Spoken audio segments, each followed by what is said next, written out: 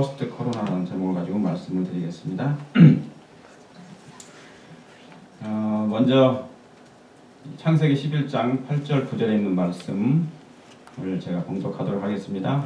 여호와께서 거기서 그들을 온 지면에 흩으신 고로 그들이 성쌓기를 그쳤더라. 그러므로 그 이름을 바벨이라 하니 이는 여호와께서 거기서 온 땅의 언어를 혼잡게 하셨습니다. 여호와께서 거기서 그들을 온 지면에 흩으셨더라. 그랬습니다. 21세기 최첨단 시대에 우리 혼란과 갈등 그리고 불합리하고 불공정한 그런 시대에 우리가 살고 있습니다. 그런 시대를 또 맞이하고 있습니다. 전에도 그래 왔지만 오늘날 현재도 그렇게 하고 있습니다. 그리고 미래에 대한 이 불확실한 그런 시대, 미래에 대한 불확실성으로 불안이 가중되는 그런 시대에 살고 또 있지요. 나라와 나라, 민족과 민족이 그리고 흑과 백 아시는 것처럼 최근 미국에 엄청난 그 소용돌이가 있었습니다. 나라와 나라, 민족과 민족 그리고 흑과 백의 가진 자와 가지지 못한 자와의 그런 갈등의 시대가 더 깊게 접어든 것 같습니다. 그러면서 이런 혼란을 틈타서 새로운 질서와 법을 만들려는 움직임도 감지되고 있습니다. 혼란이 있으면 분명히 질서가 만들려는 그런 계획이 있는 것이죠. 그럼 여러분 이러한 때 교회는 즉 신의 능력을 우리가 의지하고 신의 능력을 소유한 하나님의 백성들은 이러한 증폭되는 갈등과 그런 혼란을 해결할 조정 그런 역할을 할 수 있을까? 왜 그렇습니까? 교회는 그런 어떤 사명을 가지고 있지요. 이 세상에 무엇이든 혼란과 갈등을 해결할 수 있는 곳이 사실은 교회가 되어야 되는데 과연 이런 혼란과 갈등이 있을 때마다 교회는 어떤 조정 역할을 할 수 있을까? 교회는 분명히 해결사 역할을 조금이나마 해줘야 되기 때문에 그런 것입니다. 적어도 교회는 영적으로 그리고 정신적인 것을 마음을 치료하는 곳입니다. 치료해주는 곳일 수 있습니다. 좌절과 그리고 낙심하는 자들에게 희망과 뭐를 줄 수 있어요? 희망도 주고 소망을 그리고 위로를 안겨줄 수 있는 곳이 바로 교회인 것입니다. 교회라는 것은 하나님의 백성들을 상징하죠. 하나님을 의지하고 살아가는 사람들, 죄에 허덕이는 사람들에게 죄로 말미암아 해방을 그리고 희망을 주는 그래서 고난으로부터 벗어나게 하는 그런 역할을 하는 것이 교회가 아닐까 생각합니다. 사람은 극도로 위기에 처하면 위기에 봉착하게 되면 하나님을 꼭 찾게 돼요. 불교의 스님이 어려움을 갑자기 무슨 위기에 봉착하게 되면 뭐라고 그럽니까? 나무아베 타로보다 하나님 찾는 것이죠. 이런 혼돈의 시대에 미국의 대통령은 왜 교회 앞에 가서 저런 퍼포먼스를 했을까? 성경책을 들고 저런 행동을 하였을까? 참으로 궁금하기도 합니다. 여러분, 그래서 교회는 새로운 국면을 맞이할 수 있어요. 그리고 맞이하고 있습니다. 왜 그럴까요? 여기 계시록 3장 22절에 귀 있는 자는 성령이 교회들에게 하시는 말씀을 들을지어다 그랬어요. 여러분, 계시록 자체가 성령의 책입니다. 계시록은 성령장이라고 말할 수 있어요. 처음부터 성령의 감동하심으로 있게 됩니다. 왜냐하면 구약, 신약, 말세는 성령의 역사시기 때문에 성령께서 특별히 마지막 책에 마지막 때에 살아가는 백성들에게 교회들에게 성령이 말씀하시는 것을 들으라고 하시는 것입니다. 성령께서는 교회를 꼭 집어서 강하게 들으라고 경고하시는 것이죠. 여러분, 어느 나라에게, 어느 기업에게, 어느 학교에, 어느 세속기관을 언급하지 않고 성령께서 교회들에게 들으라고 명하시는 것이에요. 엄중하게 말씀하십니다. 왜 그렇습니까? 제가 좀 전에 말씀드렸던 것처럼 이 계시록은 마지막 책이고 지금도 그 마지막 때에 살고 있기 때문에 그런 것입니다. 성령으로 말미암지 아니하고서는 그 일이 되지 않습니다. 적어도 교회는 하나님의 음성을 들어야 하는 곳이죠. 왜요? 교회 안에는 세상의 구성원들이 다 포함되어 있기 때문에 그렇습니다. 교회 안에는 세상의 구성원들이 다 포함되어 있어요. 대통령부터 시작해서 각층의 사람들이 하나님 앞에 나와 귀를 기울이는 곳입니다. 뭐가요? 교회는 건물이 아니기 때문에 하나님을 섬기는 사람들이 모여서 예배 드리는데 세상 가운데 살고 있던 하나님의 백성들이 다 모여서 있고 또 모여있던 하나님의 백성들이 밖에 나가면 대통령도 돼 있고 법관도 돼 있으며 판사도 있고 교수도 있고 모든 사람들이 각계각층에 있는 것입니다. 결국 문제는 뭡니까? 교회입니다. 주목의 대상은 교회가 될 것이에요. 그걸 아시는 하나님께서 마지막 시대에 교회들에게 강하게 말씀하시는 것이죠. 귀 있는 자는 성령이 교회들에게 하시는 말씀을 정말 들을지어다. 우리가 영적이지 않으면 하나님의 이 말씀이 성령께서 우리에게 귀 있는 자들에게 들려주시는 이 말씀이 우리의 마음에 분명하게 각성으로 들릴 것입니다. 그러므로 여러분, 교회가 부패하면 세상도 부패합니까? 교회의 구성원은 세상에 나가 있으면 각계각층에서 일하는 백성들이기 때문에, 사람들이기 때문에. 그러므로 교회가 부패하면 세상도 부패되고요. 교회가 순결하면 세상도 정화됩니다. 교회가 정직하면 세상은 정직성이 그래도 높아지는 거예요. 왜 그렇습니까? 그 백성이 세상 속에서 살고 있기 때문에 그런 것이죠. 미국의 대통령이 성경을 들고 있어요. 그죠? 그러면서 법과 질서를 얘기합니다. 그러면 여러분, 세상의 문제는 교회의 문제예요. 교회의 문제는 곧 세상의 문제가 될 수 있고요. 결국 교회는 가장 이슈가 될 것입니다. 큰 이슈가 될 것인데, 사회에 혼란이 커질 때 교회는 시원한 동치미 같은 역할을 해줘야 된다는 것입니다. 그래서 메시아적인 희망을 제시해야 되겠죠. 여기 마태복음 5장 13절 14절에 너희는 세상에 뭐라고요? 소금이니 소금이 만일 그 맛을 잃으면 무엇으로 짜게 하리요? 후에는 아무 쓸데없어 다만 밖에 버려 사람에게 밟힐 뿐이니라. 너희는 세상에 뭐라고요? 빛이라. 세상에 있는 동네가 숨기지 못할 것이요 그랬어요. 자, 여기 보면은 세상에 소금과 빛의 역할이 있습니다. 교회는 건물이 아니니까, 하나님을 믿는 백성들이 모여 있는 곳이니까, 교회는 예수님께서 너희는 세상의 소금이요 빛이라 했습니다. 교회의 순기능이 뭐냐면 빛과 소금의 역할을 하는 것이죠. 그래서 교회는 절대적인 선을 추구합니다.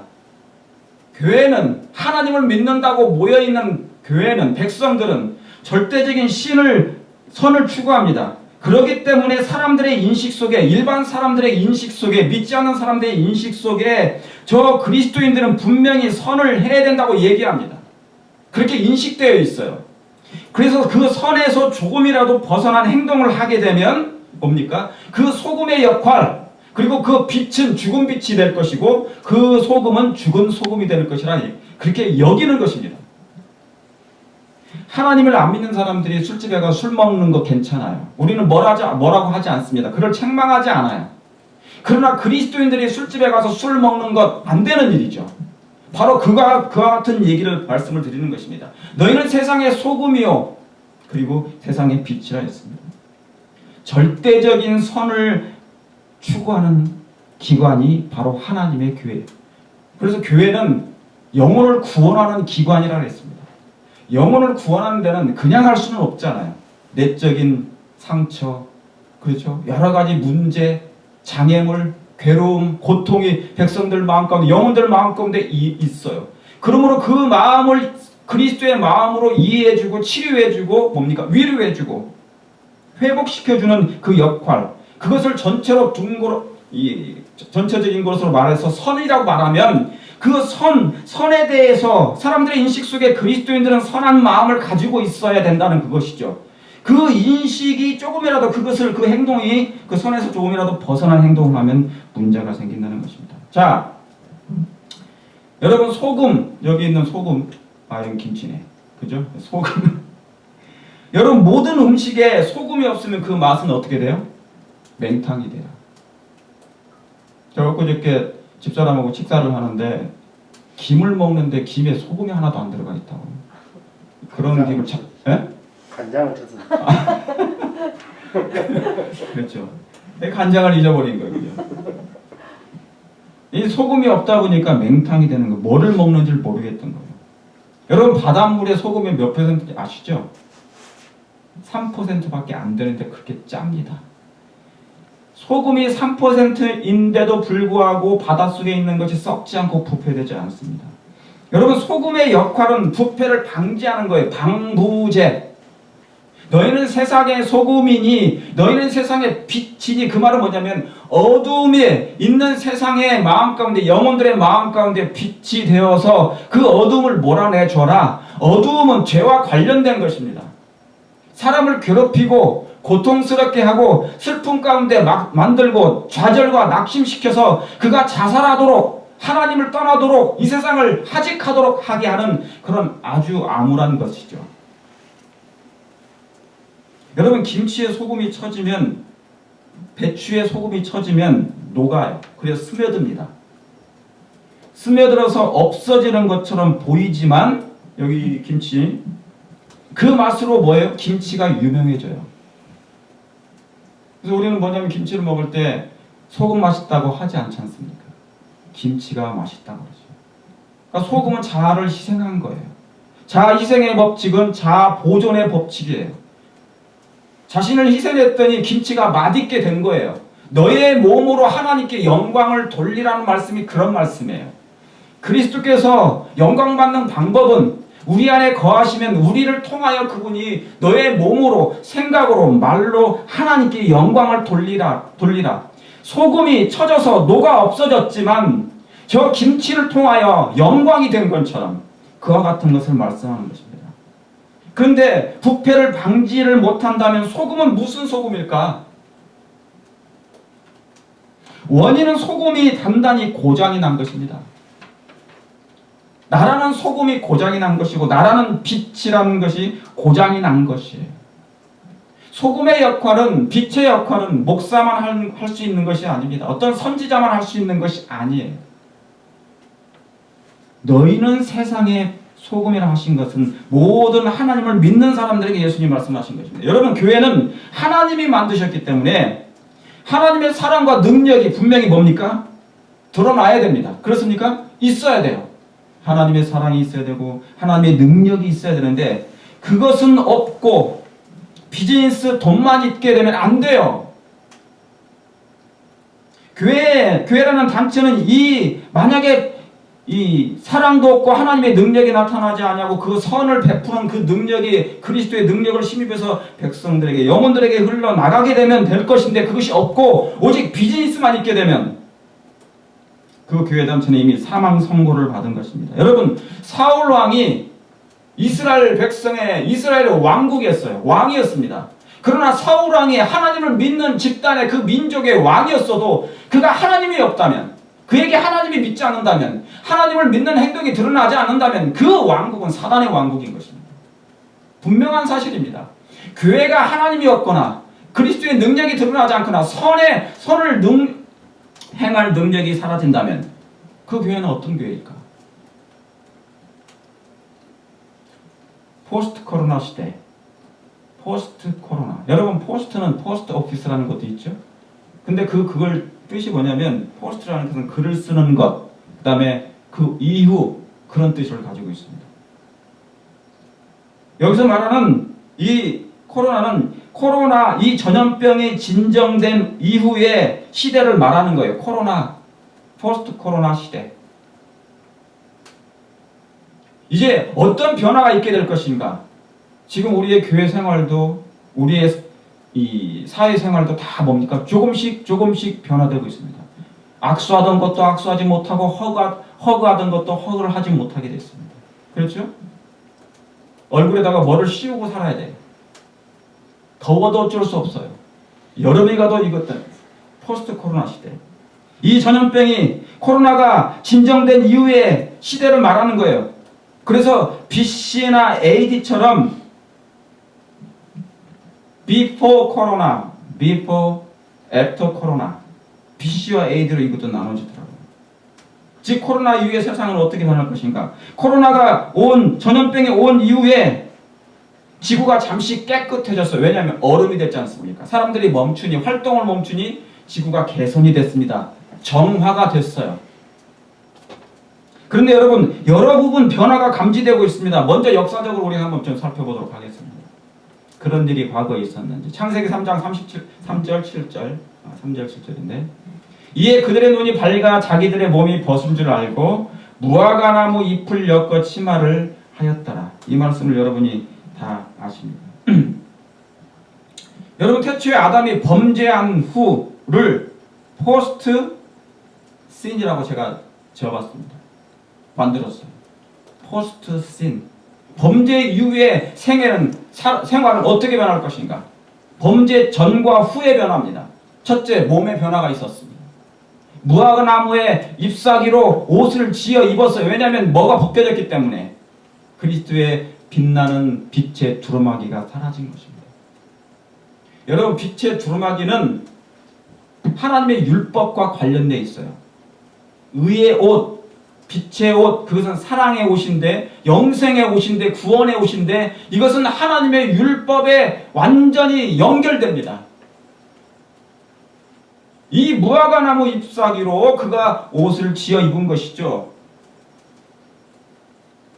그러니까 이 죄가 들어온 이후에 변화가 생겼는데, 첫째, 몸이 벗은 줄 알게 됩니다. 시조는 나무 잎으로 옷을 만들어요. 이 행동이 최초의 인위적인 인간의 이론이 들어오기 시작했어요.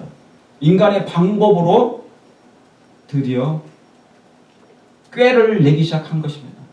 이 문제를, 변화가 생겼는데 이 문제를 어떻게 해결할까 했는데 몸이 벗어졌어요. 자기 벌거벗은 것을 알고 수치가 드러난 것을 알고 그 몸을 가리려고 하는 인간적인 방법. 무화과 나무 잎사귀는 인간의 이론을 상징합니다. 인간의 방법을 상징하는 거예요. 하나님을 배반하고 하나님을 떠났으니 인간적인 꾀를 내서 뭔가를 뒤집어 써야 된다는 것이죠. 그래서 그것을 최초의 인본주의 시대로 돌입한 것을 얘기합니다. 다른 성경제라는 그것을 꾀를 냈다고 합니다. 그리고 둘째로 포스트 신 이후에 하나님을 두려워하기 시작했고요. 그전에는 하나님을 두려워하지 않았잖아요. 근데 여러분, 마지막 때 현상이 뭔지 아십니까? 첫째 천사의 기별이 뭐죠? 계시록 14장 7절에 보면은 하나님을 두려워하며 그에게 영광을 돌리라 했죠. 거기서 뭐라고 나오나? 하나님을 뭐라고요? 두려워하라고. 아담은 하나님을 두려워하긴 했어요. 근데 이 두려움은 그 두려움하고 달라요. 원래 하나님의 사랑인 줄 알았는데 하나님을 두려워하기 시작한 거, 다시 말하면 멀리하게 된 건데, 마지막 때는 하나님을 두려워하는 일이 사라지기 시작합니다. 그 말씀을 왜 기록해 놓습니까? 하나님을 두려워하라는 이유가 뭡니까? 하나님을 두려워하지 않는 세상이 되어버렸거든요. 죄를 범해도 하나님이 형벌이 없고 심판이 즉시 내리지 않으니까 사람들이 하나님을 두려워하지 않아요.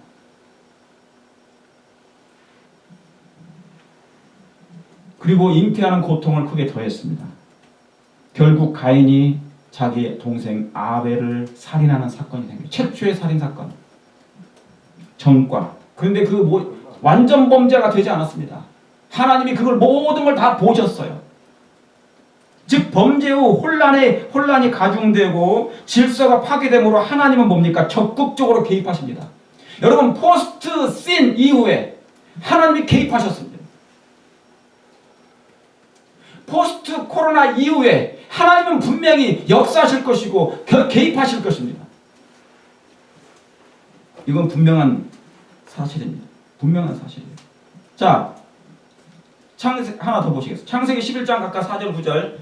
말하되 자 성과 대를 쌓아 배꼭대기를 하늘에 닿게 하여 우리 이름을 내고 온 지면에 흩어짐을 면하자 하였더니, 자, 여기 흩어짐을 면하자, 연합을 얘기하는 거예요.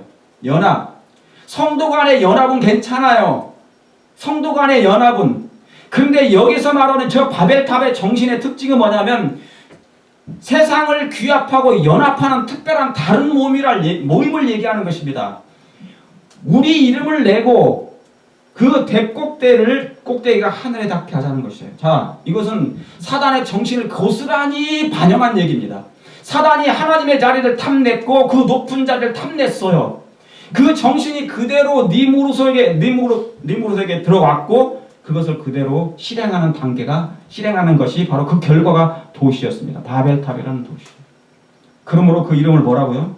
바벨이라 했습니다. 바벨. 여러분, 그래서 이게 뭐냐면 포스트 플러드 오브 노아라고 제가 말씀을 만들었습니다. 포스트 노아 홍수 이후를 얘기합니다. 왜요? 노아 홍수 이후에 뭐가 생겼습니까? 바벨탑이 왔습니까? 여러분, 이 사건으로 봅니까? 노아 홍수 이후에 세상은 그야말로 대격변이 일어났습니다. 결국 에덴은 지상에서 철수해버렸습니다. 아담이 그리워했던 그 에덴의 고향을 다시는 이 지상에서는 맛볼 수가 없었어요. 그 에덴 대신에 도시가 등장하니까 그것이 마치 세상에 나의 집인 것처럼 생각하고 살고 있는 이 형국. 에덴은 지상에서 더 이상 찾을 수가 없게 되고, 이 말은 뭐를 의미합니까? 하나님을 버리고 죄를 선택한 결과는 실로 비참하다는 거예요. 여러분, 홍수가 난 이후에 이 세상이 어떻게 돼버렸습니까? 참으로 비참한. 그래서 여러분, 그러므로 더 비참하지 않기 위해서는 다시 하나님 쪽으로, 선 쪽으로 다시 하나님을 찾아야 됩니다. 하나님의 뜻을 쫓아야 되는데 그게 잘 안 돼요. 바벨이라는 뜻은 하나님을 대적하기 위해 온 세상이 연합하자는 거예요. 아시는 대로 노아 홍수 이후로 세상은 처참한 변형을 이루었습니다. 저기 애리조나에 있는 그 뭐죠? 그 산 뭐 이름이에요? 그랜드 캐년. 여기도 저번에 집사님하고 같이 가보니까 그랜드 캐년이 조그마한 그랜드 캐년이 있더라고요. 산이 바다가 되고 바다가 있던 곳이 산이 되고 땅이 되어버렸어요. 여러분이 그 부조화 선지자 그 말씀을 읽어보시면 천사들이 어떻게 땅을 움직였는지 나옵니다. 여기가 산만 있었는데 산을 그대로 저쪽으로 다 옮겨지고 바다가 이쪽으로 다 옮겨지고 완전히 대격변이 일어났다고 했습니다. 그리고 거대한 동물들, 나무들, 거대한 사람들, 공룡들 다 땅속에 다 묻혀버렸어요. 그렇게 해서 완전히 대지구 격변이 일어난 것입니다. 그것이 세월이 흘러서 석유가 되고 기름이 나오게 된 것이죠. 그리고 인간의 삶이 변화됐는데 동산의 삶이, 에덴 동산에서 살았던 삶이 이제는 도시로 전환되는 사건입니다. 즉 바벨탑은 하나님 없이도 살 수 있다는 것을 상징하는 거예요. 그래서 바벨은 하나님을 대적하기 위해서 온 세계가 연합하자는 거예요. 여러분, 앞으로 혹시 그런 얘기가 세상적으로 정치인들이, 종교인들이 우리가 이 세계화, 글로벌 시대니까 하나로 연합하자, 하나 되자, 유나이티드 하자, UN이라는 것도 그런 것 비슷한 거예요. 그런 얘기가 나오게 되면 바로 이와 같은 정신이 있을 수 있으니 예언적으로 여러분 잘 주목하시길 바랍니다. 언어가 안 통하니까 연합이 깨지고 최초로 소셜 디스턴싱이 생겼어요. 뭐가요? 이 바벨탑 사건은 언어가 흩어버려 하나님께서 내려오셔서 하나님이 개입하심으로 그들의 방언을 흩어져 놓으니까 사람들이 다 흩어지게 된 것입니다. 최초의 소셜 디스턴싱, 접촉을 꺼리고 서로 흩어진 것입니다. 그때 여러분, 하나님이 이 바벨탑이 건설되고 하나님을 대적하는 일에 있어서 그들이 연합했을 때 하나님은 그때 뭐예요? 개입하십니다. 이 세상 큰 성 바벨론이 무너진 이유가 하나님을 대적하는 일이 생길 때, 연합하게 될 때, 온 세계가 정치적으로, 종교적으로 연합하게 될 때 하나님은 개입하세요. 그들의 언어를 흩어져 버렸던 것처럼 이제 하나님이 이 땅에 개입하실 것입니다.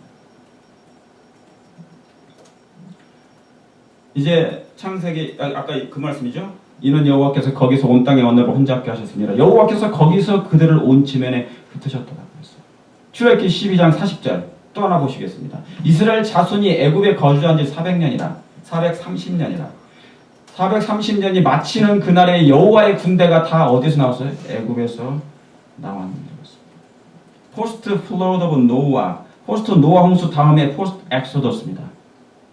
포스트 엑소더스 출애굽이에요. 여러분 이 기별은 좀 더 흥분된 기별입니다. 포로에서 자유의 몸이 되는 순간이에요.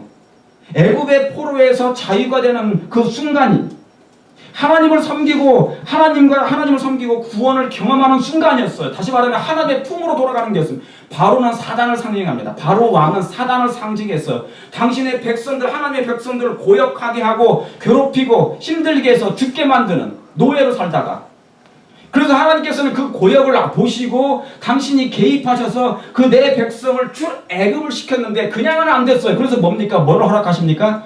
재앙을 허락하셨습니다. 그게 열재앙이었습니다. 열재앙. 지금도 전염병의 재앙 중에 하나인 것이죠. 여러분 혹시 하루에 몇 번 한숨을 쉬십니까? 저는 여러 번 쉬고 우리 집사람은 그냥 땅이 꺼지도록 쉬어요. 자주 쉬어요. 저도 그렇습니다.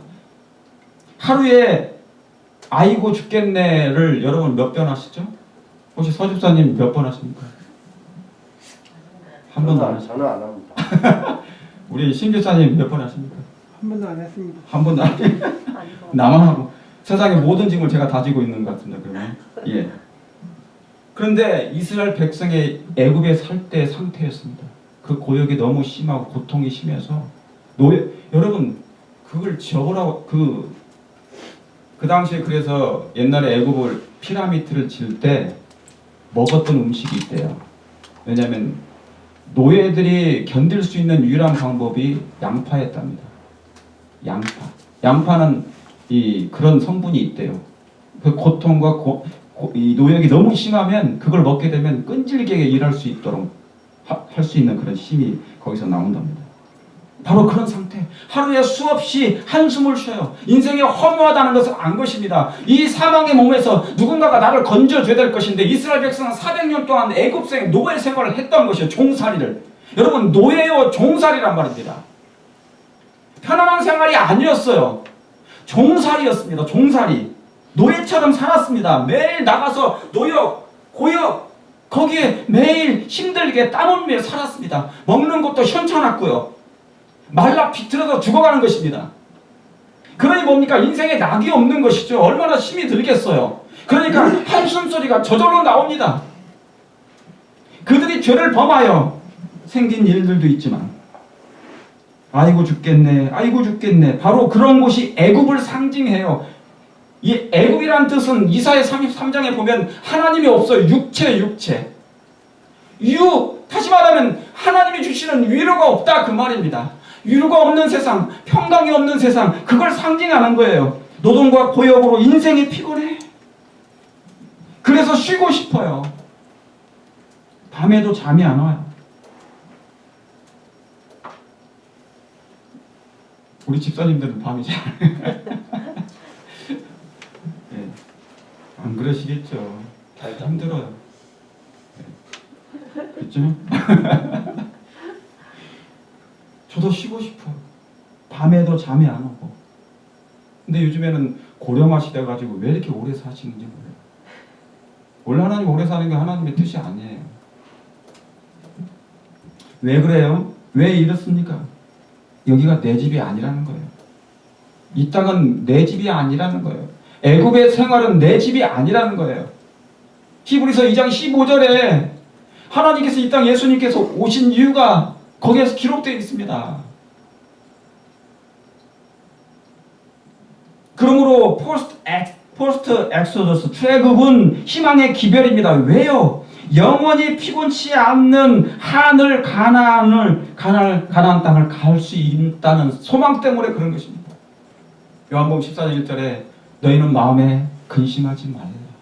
하나님을 믿으니 곧 나를 믿으라. 그렇지 않으면 내가 너에게 일렀으리라. 내 아버지 집에 거할 곳이 많도다.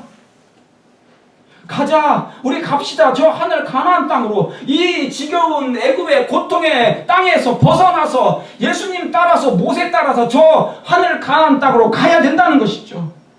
그래서 포스트 애굽은, 이 포스트 엑소더스는 희망찬 기별이 됐습니다. 때가 참에, 갈라디아서 4장 5절 7절, 때가 참에 하나님이 그 아들을 보내사 여자에게 나게 하시고 율법 아래에 나게 하신 것은, 율법 아래에 있는 자들을 속량하시고 율법 우리로 아들의 명분을 얻게 하리 하십니다. 이제 그 모세가 홍해를, 출애굽해서 홍해를 건넜던 것처럼 이제 진짜 모세 대신 예수님이 이 땅에 오신 거예요. 이 땅에 초림하셨습니다. 때가 참에 하나님이 그 아들을 보내사 여자에게서 나게 하셨어요. 율법 아래 있는 자들, 저와 여러분은 다 죄 아래 있습니다. 율법 아래 있어요. 율법을 범한 자입니다. 그러므로 우리는 스스로 율법을 뭐 할 수가 없어요? 지킬 수가 없어요. 죄인은 하나님의 계명을 못 지킵니다. 나 스스로는 지킬 수가 없어요. 단 한 개도 지킬 수가 없는 것이에요. 그렇기 때문에 죄인인 것입니다. 의인은 뭐가 의인이냐면 하나님의 율법을 완성한 사람들이 의인입니다. 그러므로 이 땅에 있는 모든 죄인은, 사람은 다 죄인에 불과해요. 그것을, 그러므로 율법 아래에 있는 자들입니다. 이 율법 아래에 있다, 그 말은 죄의 싹슨 사망이기 때문에, 율법은 죄를 범한 사람을 형벌을 선고하지 않습니까? 사망이라고. 그렇기 때문에 우리는 뭡니까? 공고한 백성이었어요. 한숨만 나와요. 매일 한숨을 쉬면서 아이고 죽겠네. 이게 율법 아래에 있는 사람들의 형편이고 처지인 것입니다. 피곤해요, 피곤해. 그러므로 예수님께서 이 인류의 형편을 하시고 불쌍한 인류를 구원하시러 하나님의 아들을 이 땅에 보내시고 율법 아래에 있는 자들을 속량하시러 위하여, 그리고 하나님의 아들의 명분을 주시려고 오신 것이에요. 여러분, 예수님의 초림은 포스트 구약입니다. 포스트 올드 테스트먼트. 예수님이 오셔가지고 BC와 AD가 나눠져 버렸습니다. 지구의 모든 뭡니까? 그 기간이 나눠져 버렸어요. 지구의 역사가 바뀌는 순간입니다. 옛 언약이 새 언약으로 됐고, 돌비가 이제 마음의 신비로 들어가야 되고, 죄가 맞췄어요. 더 이상 죄의 종이 되지 않아도 됩니다. 하나님의 아들로서 우리는 명분을 믿음으로 말미암아 얻었습니다. 여러분 그걸 믿으십니까? 하나님의 아들 된다는 것은 얼마나 놀라운 특권인지 몰라요. 그래서 여러분, 열 재앙 때 마지막 재앙이 뭐냐면 장자를 죽인 사건이었어요. 사실은 그 장자를 뭘 대표하는 겁니까? 하늘의 장자 되신 예수님이 이 땅에 인류를 대신하여 죽으신 걸 상징하는 거예요. 그게 표상적인 거예요. 그러니까 마지막 재앙 중에 결국 누구를 죽이는 거예요? 아들을 죽어요. 아들이 희생당해요. 죄 없는 아이들이 다 죽어요. 그 말은 예수님을 표상했다는 말입니다. 재앙의 끝은 하나님이 개입하십니다. 모든 포스트 코로나, 포스트 죄, 포스트 출애굽 이후에는 하나님이 개입하세요. 아들이 등장한 거죠. 율법 아래에 있는 자들을 속량하시려고, 구약 포스트 올드 테스트먼트는 그 이후의 사건은 예수님이 등장하여 인류를 구원하시겠다는 거예요. 그래서 언약이 바뀌어버립니다. 옛 언약 구약을 이제 이루셔버리고 새 언약을 성취하는 것입니다. 그 새 언약의 뜻이 뭐냐? 돌에 하나님의 계명을 기록했던 것을 이제 마음에 기록하신다는 거예요. 여러분, 하나님의 말씀을 여러분이 깊이 연구하게 될 때 성령께서 터치하십니다. 그러면 이 말씀을 회개하고 깨닫고 이 말씀을 이해하고 깨닫게 될 때 성령께서 나도 모르는 사이에 우리가 눈으로 볼 수 없는 그 순간에 우리의 마음에 뭔가를 기록하시는 거예요. 그게 잃어버린 하나님의 계명, 돌비에 있었던 그 10계명을 여러분의 마음 가운데 하나님이 기록하시는 중이라 그 말입니다. 그러므로 예수님이 오시는 이 포스트 올드 테스트먼트, 이 때는 얼마나 희망찬 또 다른 기별인 것입니다. 죄의 마침, 죄의 치료제, 이게 준비되는 거예요. 참으로 놀라운 하나님의 기별인 것입니다. 근본적으로 죄를 해결해줘요. 우리 인생의 해결사가 오신 것입니다. 아들이 있으면 생명이 있고 아들이 없으면 생명이 없어요. 여러분, 아들이 있기를 원하십니까? 우리 마음 가운데 하나님의 아들, 나의 구원의 하나님, 나를 속량하시기 위하여 그분이 희생이 되신 것, 영원한 창자. 자, 다니엘 8장 14절에 그가 내게 이르시되 2300주야까지 그때의 성소가 정결함을 입으리라 하였느니라. 이제 포스트 2300주야입니다. 이후에 2300주야가 끝나면 2300년이 끝나면 어떤 일이 생길 것인가? 여러분 2300주야까지니 그때 그 기간이 마치니 그때부터 뭐가 시작된 것입니까? 저와 여러분을 위해서 아담을 위해서 회개한 모든 사람들의 죄를 지금 뭐 하신다고요? 도말하신다.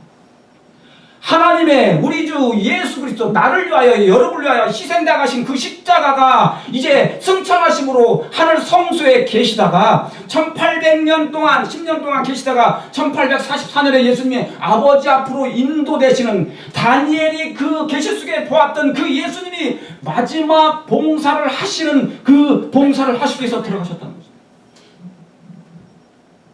이 기간에 우리의 운명이 결정됩니다.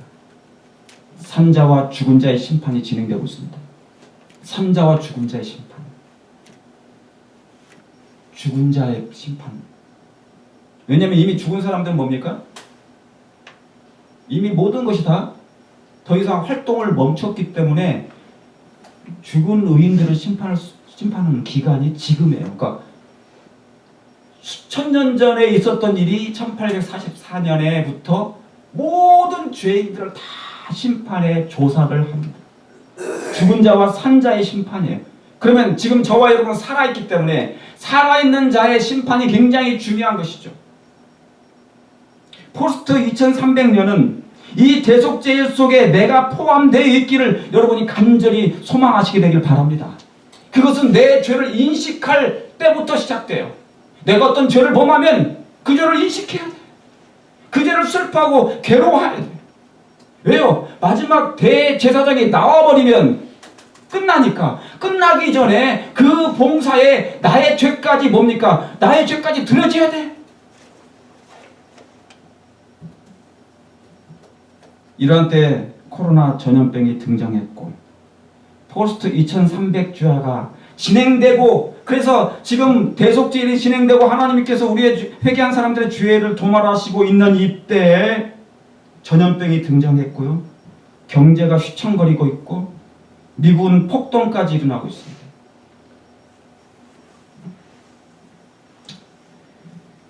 지금 미국은 여러분이 아시는 것처럼 더 law and order 법과 주문이 아니에요. 법과 이 질서입니다. 법을 강조하고 질서를 강조한 것. 교회 앞에서 성경을 들어올린 트럼프. 왜 미국이 혼란 가운데 이 프로테스트 그 플로이드 그 사람이 죽은 이후로 사례를 죽은 다음에 전 미국이 전 세계가 여러분 아시는 것처럼 이 엄청난 혼란 가운데 있었습니다. 프로테스트 데모를 하고 시위를 하고 다시 말하면 흑과 백 가진 자와 없는 자의 그 갈등이 이 나라에 그리고 이 세상에 너무나 첨예하게 지금 있다는 것입니다. 그래서 일어난 거예요. 우리는 정말 의뢰 입장에서 그런 것이죠. 힘없는 사람들의 입장에서 그 사람들은 할 수 있는 것이 시위밖에 없었어요. 그들의 권리가 무엇인지 알린 것입니다. 그런데 이 트럼프는 법과 질서를 교회 앞에 가서 성경책을 들고 강조한 것입니다. 법과 질서 좋습니다. 필요합니다. 그러나 여러분 예언상 아주 중요한 두 인물 예언상 계시록 예언상의 가장 중요한 두 인물 이런 혼란이 가중될 때 두 인물이 등장하는데 바로 이 트럼프하고 또 하나는 교황입니다. Pope Francis wants to be president of the world. 이 교황은 세계 대통령이 되기를 원한다는 것이죠. 이미 그건 예언된 것입니다. 옛날부터 다 알고 지금은 우리 재림교회뿐만 아니라 세상 모든 사람들이 다 알고 있어요. 조금만 깨어있다면 장로교회들도 감로교회들도 인도 사람들도 어떤 일이 벌어지고 있다는 미국에 무슨 일이 생기면 세계에 어떤 일이 생기면 교황은 분명히 나타나서 한마디 합니다. 그러면 바로 진정돼요. 그가 무슨 말을 하든지 그 말에 힘이 있든지 없든지 모르지만은 순간에 진정되는 사건이 생기는 것입니다. 서서. 이제 마지막으로 말씀 마치면서 계시록 12장 15절 제가 두 절만 읽고 마치겠습니다. 그 여자가 그 독수리의 두 날개를 받아 광야 자기 곳으로 날아가서 거기서 그 뱀의 낯을 피하여 한때와 두때와 반때를 양육받음에 그 여자는 교회입니다. 교회. 여기서 그 여자는 저 여자는 뭐냐면 아담의 옆구리에서 나온 그 여자로 상징하면 돼요. 왜냐하면 그 여자가 예수님을 탄생시켰고 그 여자가 마지막 남은 교회입니다. 예수님이 승천한 다음에 남아있는 그 하나님의 백성들 사도들이 다 여자였어요. 교회였습니다. 하나님을 믿는 유일한 백성이었어. 순결을 유지하고 진리를 유지하고 빛을 유지하고 그리고 하나님의 율법의 보관자의 품성의 옹호자 예수님이 어떤 분이심을 가지고 있는 그 여자 그게 바로 교회였습니다. 이 교회가 한때 저때 반때 1260년 동안 고난을 당하다가 핍박을 받다가 박해를 받다가 죽임을 당하다가 어디로 피해요? 여자의 뒤에서 뱀이 입으로 물을 강같이 토하네. 뱀이 토하버립니다. 그랬더니 뭡니까? 땅이 여자를 도와요. 이 땅이 어떤 땅입니까? 이 땅이 미합중국이 그 교회를 받아들여서 바로 신대륙이 된 것입니다. 계시록 13장 12절 저가 먼저 나온 짐승의 모든 권세를 그 앞에서 행했다고 했어요. 여러분 이 말씀 저가 여기서 저가 어떤 겁니까? 그 땅입니다. 미합중국. 땅이 여자를 도왔으니 그 땅이 미합중국인데 교회를 도왔는데 이 교회가 이 미국은 하나의 교회예요. 개신교입니다. 저가 먼저 나온 짐승의 모든 권세를 행한다는 것입니다. 사랑하는 성도 여러분 성경의 예언에 대한 믿음을 가지시길 바랍니다. 성경의 예언에 대한 믿음을 분명히 가지시길 바랍니다. 혼란이 증가하고 최고조에 이르면 이 지구를 구원할 누군가를 찾게 됩니다. 구세주를 원할 것이에요. 혼란이 가중되고 갈등이 가중될 때 이 세상을 이 지구를 구할 구세주 메시아 같은 사람을 원할 것입니다. 저와 여러분은 어떤 왕을 원하십니까? 저와 여러분은 정말 어떤 메시아를 원하십니까? 어떤 구세주를 원하십니까? 구원자를 원하십니까? 이제 사단의 개입도 서서히 구체화될 것입니다. 자, 사단의 개입도 구체화될 것입니다. 그렇지만 하나님의 개입하심은 더 혁혁히 분명히 마지막 때에 나타날 것이에요. 전적으로 사랑하는 성도 여러분, 하나님만을 신뢰하고 그분의 구원을 바라는 저와 여러분 되시길 바랍니다.